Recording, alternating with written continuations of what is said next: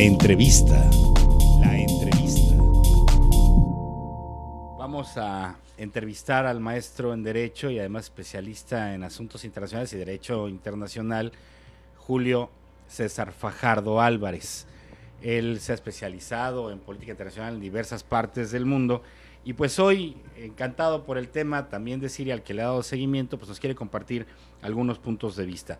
Seas bienvenido y muchas pues gracias. Que de aquí en adelante podamos también contar con tu participación, claro con sí. los temas internacionales. Temas internacionales y jurídicos, con mucho gusto aquí vamos a estar presentes. Bienvenido, Fajardo. A ver, pues vamos Gracias. empezando, Julio, para que nos des como un panorama, porque de repente aquí oímos Siria y el conflicto. ¿Qué es Siria, no? Ajá. Pero, a ver, ¿qué está en sucediendo? juego con esta posible guerra en Siria? Un pequeño antecedente es que Siria es un país, pues árabe, obviamente, que tiene una tradición cultural y política muy fuerte en Oriente Medio. Para especificarlo, es una parte como media entre Asia y África, es Sí. la colita que hace influencia con Israel, y entonces Siria tiene una complejidad muy vasta. Sí.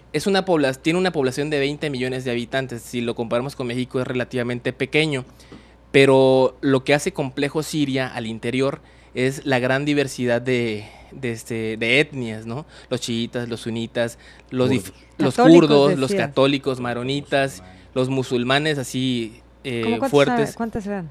Pues deben de estar entre 8 y 10. Y además muy arraigada a los grupos, ¿no? Así es. Lo que sí es paradójico es que Siria no es tan totalitario en las libertades como podría ser Afganistán e incluso Egipto. Una mujer, por ejemplo, en Siria puede andar caminando sin necesidad del voal, del velo islámico, ¿no?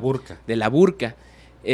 Pero lo que sí tiene Siria es esta complejidad en la cuestión religiosa y sobre todo estratégica, lo que hablábamos de Irán, ¿no? Sirve como un puente de defensa y de apoyo estratégico para Irán con respecto de Israel por la cuestión de los palestinos, ¿no? Que tiene una población palestina muy interesante. Entonces, Siria, a raíz de la primavera árabe en 2011, tuvo un poquito de retraso en comenzar a sublevarse en contra del poder actual de Bashar al-Assad. Bashar al-Assad pertenece a una de las etnias más pequeñas, pero que han venido gobernando Siria desde hace 30 y tantos años. Su padre gobernó antes que él, 35 años más o menos. Entonces, él trae prácticamente desde el 2000 una dictadura que la llama semipresidencial, pero realmente no existe muchas libertades. Diferente a otros países, pero tenemos casi 3 años y son cerca de 100,000 muertos de esa guerra civil. Entonces, aquí entra el juego geopolítico, el juego de Rusia y Estados Unidos. Muchos pensamos o han pensado de que la Guerra Fría terminó. Quizás cambiaron escenarios, cambiaron intereses en particular. Entre perestroika y glasnost pudieron haber cambiado algunas cosas. Pero sigue siendo básicamente lo mismo. Así es. Sigue estando Rusia defendiendo Siria de no te metes a Estados Unidos y además, Estados Unidos midiéndose. Y otros países incluso. Recordemos que lo que tiene Rusia es que es euroasiática. Entonces pertenece tanto al occidente como a la parte asiática que tiene que ver con la influencia sobre Israel. Entonces aquí lo que está pasando en Siria es preocupante porque son casi de 3 millones de habitantes que están siendo desplazados a causa de la guerra civil. El pretexto que toma Estados Unidos es, bueno, vamos a intervenir. ¿Por qué? Porque el presidente totalitario no está permitiendo el intercambio o la cuestión bélica de manera correcta, está utilizando armas químicas. Pero hay que recordar contra su población, pero aquí hay que ser un poco cuidadosos como se entiende la información. A veces se crean ciertos escenarios, ¿no? La parte de Rusia está apoyando a Siria por el interés estratégico en el petróleo.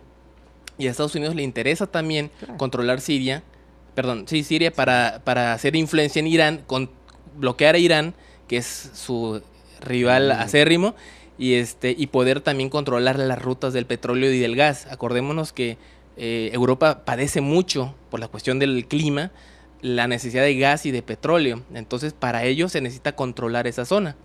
Y el tema de que Siria acepta dar sus armas químicas a la ONU por recomendación de Rusia, ¿Le baja el nivel al conflicto? Fue un golpazo muy interesante de parte de Rusia. Así es, porque primero era como el pretexto.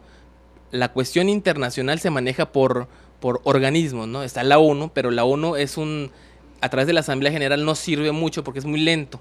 Se van a reunir próximamente, pero el tema fundamental de la cuestión de la paz, el mantenimiento de la paz, la maneja el Consejo de Seguridad. ¿Y quiénes creen que son parte o los que lideran el Consejo de Seguridad? Estados Unidos, Inglaterra, Francia, que es el bloque que ahorita está armando Estados Unidos, y por el otro lado está China y Rusia, que los dos tienen interés de lo mismo, el gas y el petróleo.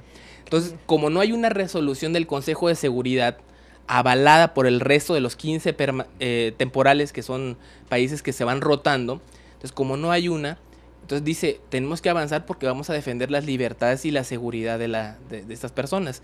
Pasó en Irak, pasó en Afganistán, se adelantan al procedimiento. Es una flagrante violación al derecho internacional.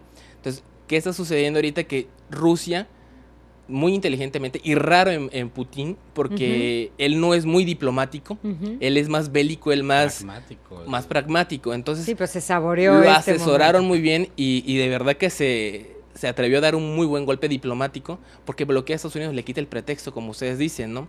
¿Y qué sucede ahora? Estados Unidos va a tener que esperar.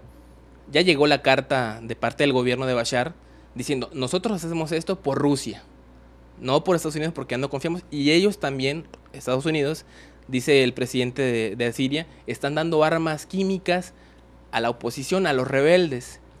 Y hay muchas fuentes que manejan que han estado patrocinando armas, AK-47, etcétera, a la población siria para derrocar a Bashar.